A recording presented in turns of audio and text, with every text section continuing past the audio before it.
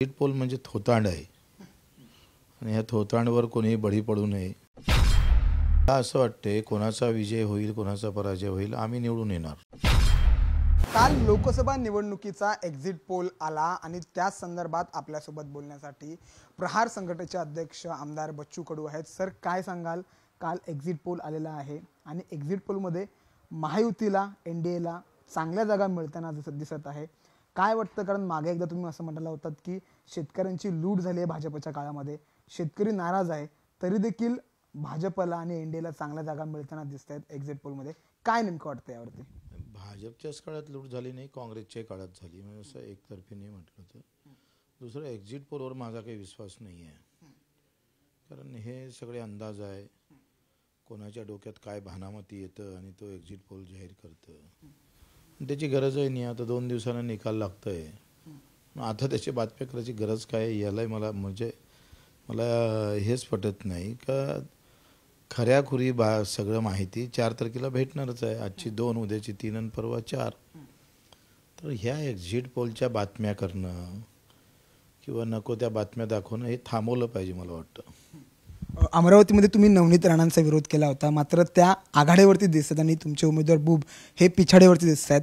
काय वाटतं नेमकं अमरावतीमध्ये नेमकं चित्र काय असेल निकालाच्या दिवशी? माझा विश्वासच नाही म्हटल्यावर प्रश्नच नाही.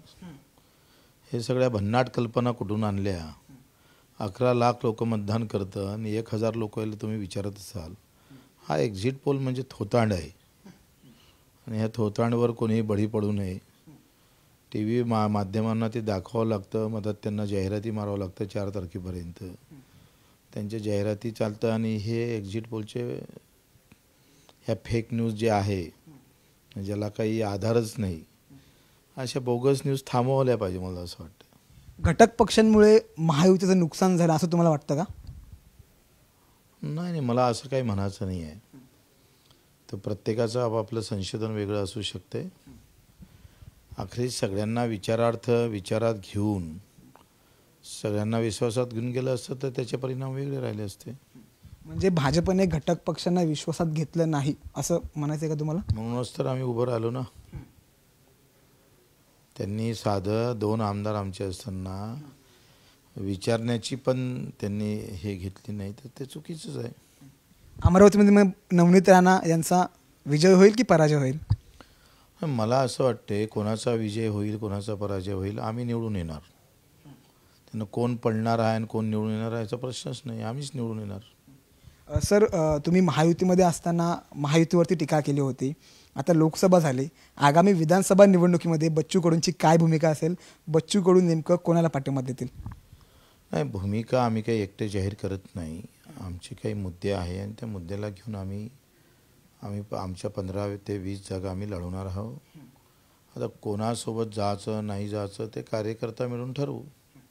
अजून एक शेवटचा प्रश्न महत्त्वाचा, महाविकास आघाडी आणि महायुती दोघांमध्येही जागांवरना खूप हे होतं आहे की महायुती असं म्हणत आहे मोदी 400 म्हणजे महायुती 400 पार जाईल देशामध्ये आणि महाराष्ट्रात 45+ जातील. काय वाटतं तुम्हाला नेमकं काय होईल? नाही, याचं कोणाचं काय होईल याची चिंता नाही, शेतकऱ्याचं काय होईल त्याची चिंता आहे. अजूनही घरकुलाचे पैसे भेटले नाही 4थ्या टप्प्याचे. मुंबईतला सुद्धा राहायला घरं नाही आहे. प्रचंड अजून संजय गांधी निराधारचा पगाराचे पैसे 3 महिन्यापासून भेटले नाही. MRGचे पैसे भेटले नाही, याची चिंता जास्त आहे. सरकार कोणाचं येऊ दे, पण शेतकरी सामान्य माणसाचं भलं होऊ दे एवढीच आमची खरं चिंता आहे आमच्या डोक्याला लागलेली. पण सरकार तर म्हणतंय की हे शेतकऱ्यांचं सरकार आहे, शेतकऱ्यांच्या पाठीशी उभं राहणारं सरकार आहे, तरी मात्र शेतकऱ्यांना सरकारकडून कोणतीही मदत झाली नाही असं वाटतं तुम्हाला?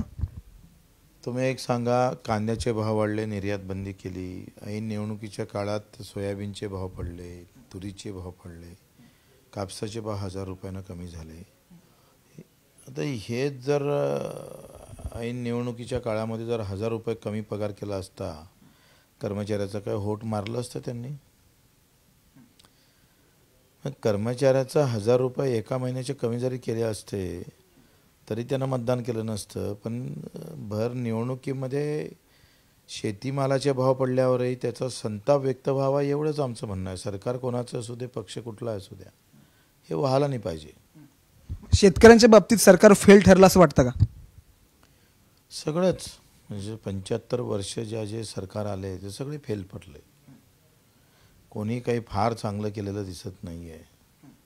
लूटच आहे शेतकऱ्याची आणि त्या लुटीतून ही अर्थव्यवस्था उभी आहे. मी सांगतोय, आम्हाला जर 1 वर्ष जरी दिलं सत्ता, तर निव्वळ मुंबई आणि उपनगरातूनच या महाराष्ट्राची श्रीमंती वाढू शकतं, कर्ज कमी होऊ शकतं. झोपडपट्टी पुनर्वसनामध्ये फक्त तुमची बिल्डर लॉबी जरी कमी केली तरी चांगल्या पद्धतीचं घर आणि या राज्याचं कर्ज माफ होण्याची ताकद झोपडपट्टी पुनर्वसन विकासामध्ये आहे. ते सगळे बिल्डराच्या घशात घालण्याचा सगळ्या सरकारनं प्रयत्न केला. याही सरकारने प्रयत्न केला बिल्डरांच्या घशात. हा सगळेनच घशातच घातल्या स्कीम.